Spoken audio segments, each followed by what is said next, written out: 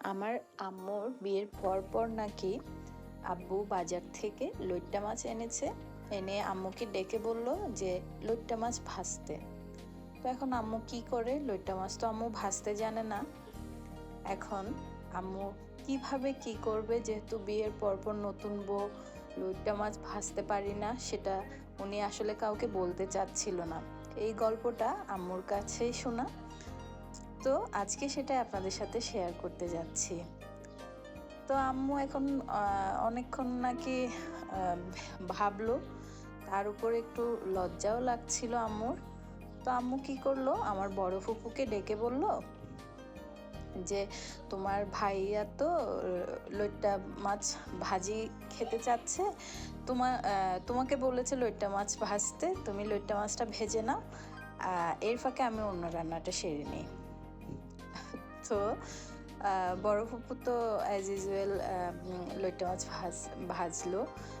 এর ফাঁকে আম্মু দেখে নিল কিভাবে লইট্টা মাছটা ভাজতে হয়। সেই থেকে যে আম্মু লইট্টা মাছ ভাজে আমাদের সবার অনেক পছন্দের, মানে জন্মের পর থেকে আম্মুর হাতের লইট্টা মাছ ভাজা খেয়েছি।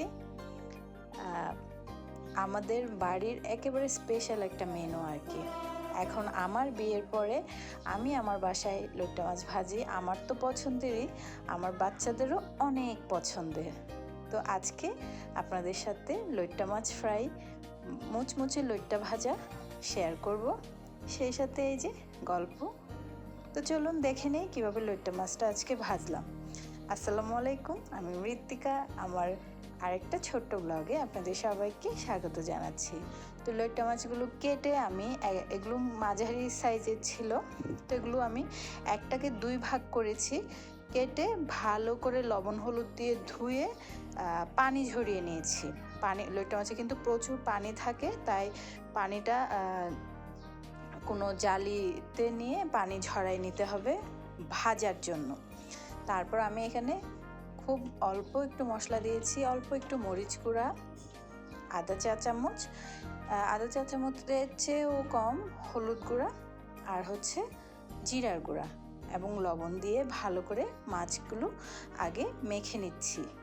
এরপর আমি ফ্রেশ ময়দা, একেবারে এখানে কোনো ময়দার মধ্যে কোনো মশলা দেইনি, মাঝে মাঝে মশলা দেই একটু মরিচ গুঁড়ো একটু লবণ গুঁড়া দিয়ে, আজকে তাও দিলাম না।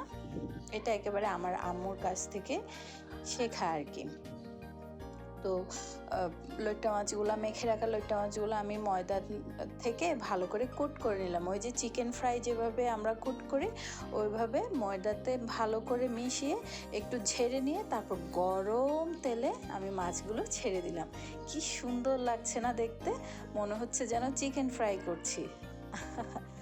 এভাবে করে দেখবেন, খুব অল্প সময়ে কিন্তু অনেক মজার এই রেসিপিটা হয়ে যায় এবং অবশ্যই প্রশংসা পাবেন। যদি গেস্ট আসে বাসায়, স্পেশাল কোনো কিছু যখন করতে ইচ্ছে করে, কম সময়, খুবই সহজ, অল্প উপাদান, খেতে অনেক মজা। তো এই ছিল আমার আজকের ছোট্ট ব্লগ। কেমন লাগলো জানাবেন, আর ভালো লাগলে লাইক কমেন্ট শেয়ার করবেন। নতুন আবার কোনো একটা ব্লগে সবার সাথে কথা হবে। সে পর্যন্ত সবাই ভালো থাকবেন। ধন্যবাদ।